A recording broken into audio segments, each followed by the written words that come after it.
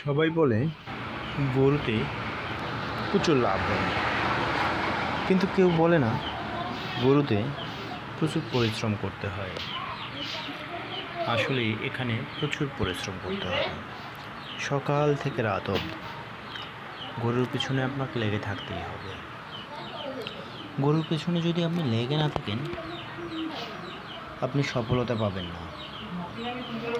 আর কেবলমাত্র 2-1টা গরু পুষলেই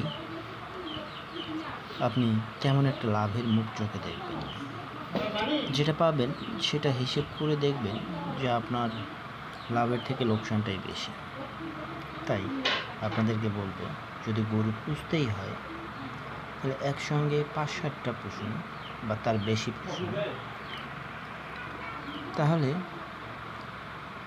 আপনি লাভবান হবেন। কারণ একটা গরুর পেছনে আপনাকে শ্রম দিতে হবে, 10টা গরুর পিছনে আপনাকে শ্রম দিতে হবে। তবে হ্যাঁ, ইনভেস্টের পরিমাণটা একটু বেশি রাখতে হবে সেক্ষেত্রে।